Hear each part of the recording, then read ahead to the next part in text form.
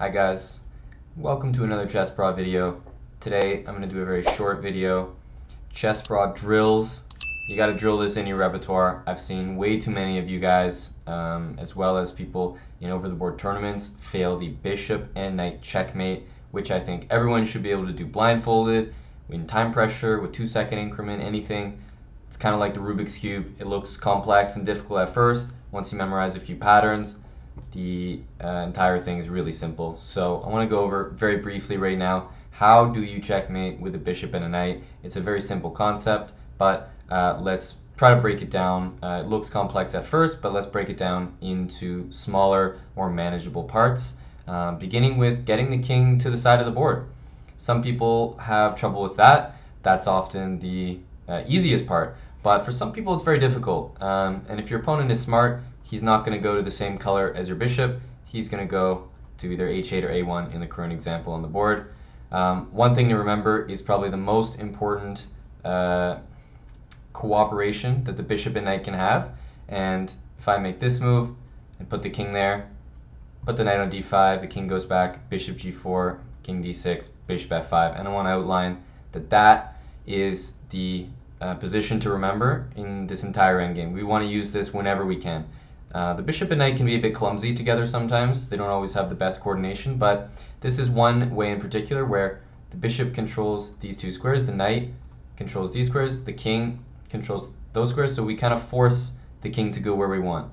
And after the king goes this way, there are many ways to force the king to the side of the board. I personally like to just use and reuse the exact same formula, which is basically you have this position. As soon as the king moves to the only square that becomes available, you move the knight back like this, and your idea is to put the knight there. So if the king goes here, we give a check. If the king goes over there, we put our king here. And you can see what I mean, that slowly this bishop and this knight and this king start to cooperate and push this king more towards this corner on a8.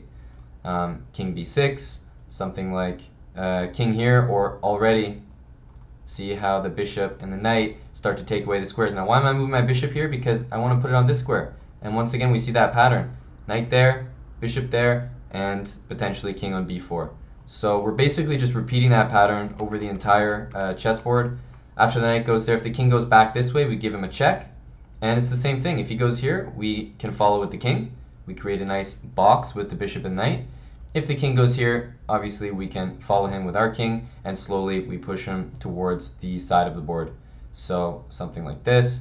We could bring the knight in and maybe go like this. And once we get this position, we know that the king has to go backwards. So let's say the king starts to go towards the wrong corner, which is exactly where black should be going if he's defending. Now let's not play king f6 and allow stalemate, but for example here in this position, I would already be looking at trying to set up that exact same pattern. This knight needs to be on f7, and this bishop needs to be on h7. That was the exact same pattern we looked at the start of the example. I'll just show you.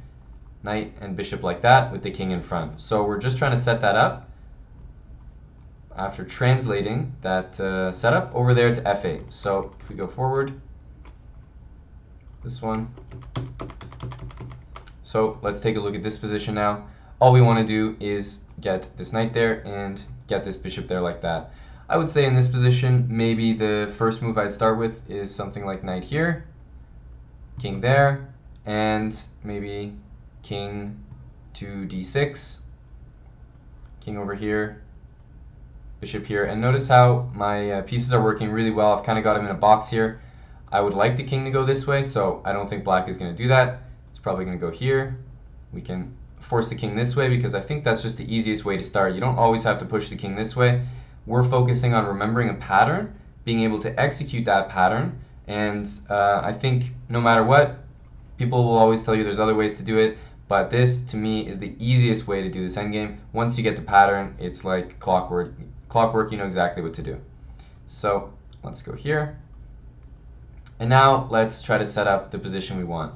What did we say? We said knight on f7. There it is. Now the king could go here, but it's no big difference. We just give a check. And now in this position, we want our bishop there with the king there. So what do? We just do a waiting move. Black's going to play king there, and voila, we have our starting position. Now, in the last example, when this position was on f5, knight d5 and bishop f5, we played knight c3 and knight b5. So obviously we're going to play knight e5 and knight d7. So we just try to get this pattern. We move the knight like that, and then we swing our king and bishop over and just try to make the exact same pattern and just shift it across the screen. It's really that easy. So there's one example where black tries to run away. We'll do that second. In this case, after black moves, we start with this. And what if he goes back? We give him the check. We move our king.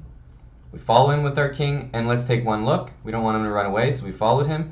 What if he tries to escape back this way? Well, now you can see, boom, we have this pattern once again. So we're really just using and reusing this pattern. Let's say the king goes over. Once again, we move the knight back. We're planning to go there. He goes here, and you can see it's just following him across the board. Okay, and then we set it up again. And now when the king's in the corner, all you have to do is bring the knight to that square and use the bishop to give the final checkmate, just like that. So let's take a look at the one that usually confuses a lot of people, which is back here from our starting position. We, of course, go with knight to e5, like I said. And what if the king starts to run away? You know, our king is not going to catch up to him in time. It looks a bit scary. So let's remember to bring the king over. If he starts to run away, we're going to put our knight on the exact same square that we would have normally. So actually, your two moves, knight d7 and king e6, are going to happen no matter where black goes, whether he goes back to this corner or he tries to run away to this corner. So knight d7, and now the only scary looking move is the king trying to run away, and we're just going to use our bishop to corral the king. And after the king goes back, we're going to use it once again, and we see how nicely the bishop and knight work together to take care of the king. And of course, if the king, you know, just starts going in this direction, we can bring our king over, and he's in the right corner for checkmate. So what if he tries to go back this way? Well, let's not forget our pattern.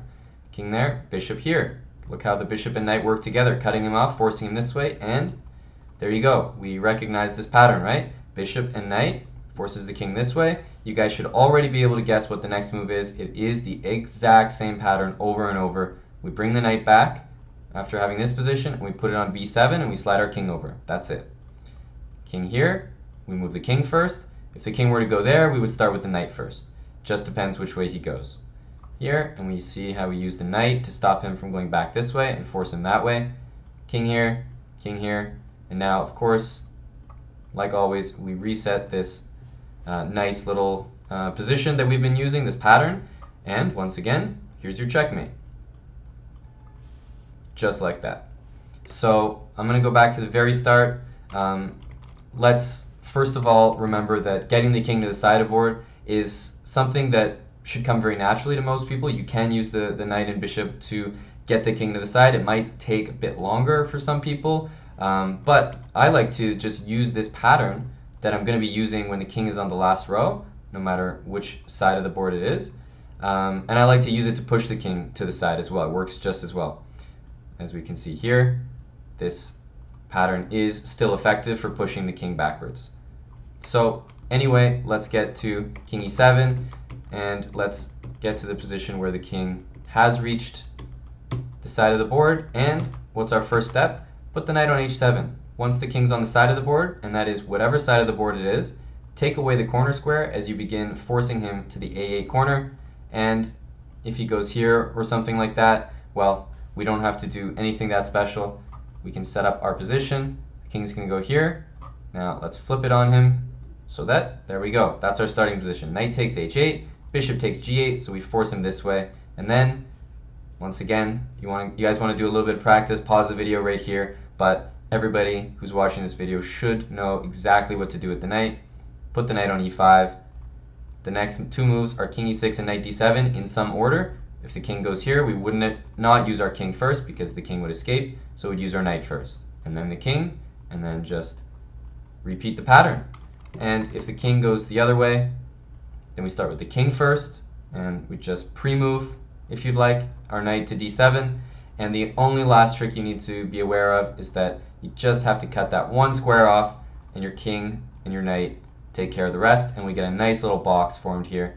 King's going to go back somewhere, and look at that. Bishop and knight just control every square. King here, something like this. And once again, there's no way around it. So you will always be able to set this up. For example, here, I would go something like this, just so that we once again get our pattern. It's not about necessarily being the most efficient. In my opinion, once you have a pattern that you can memorize and use to full effect, as long as you know that you're executing your pattern, you don't have to be the guy who's checkmating the most efficient way in bishop and knight. You have to be the guy who definitely knows how to checkmate bishop and knight. And I see too many people fail. Knight back, as usual, same pattern. King over, knight here, king over, and let's repeat the pattern. And how many times have we seen this? We just used the same pattern here, we moved it here, and then we moved it here. That's all it is. And the king goes in the corner, and once again, we deliver our checkmate just like that. Bishop and knight checkmate should not be an issue. It doesn't matter what rating you are. This is something that you can practice over and over again. This is a drill that I think everybody should know how to do. Checkmating with material when you're down to the last moments. If there is enough material to checkmate on the board, I think everybody should know how to checkmate with them. So bishop and knight checkmate. I hope this simplified things for a lot of you. It honestly, in my head, is just one single pattern that you have to remember, the way that the bishop and knight work together on these two squares, and how you can slowly chase the king from one side of the board to the other and checkmate him in the same color corner as your bishop. I hope this helped you guys. Very quick video on how to checkmate a bishop and a knight against a lone king. And I hope you guys never ever fail to do this checkmate again, and good luck in your own game.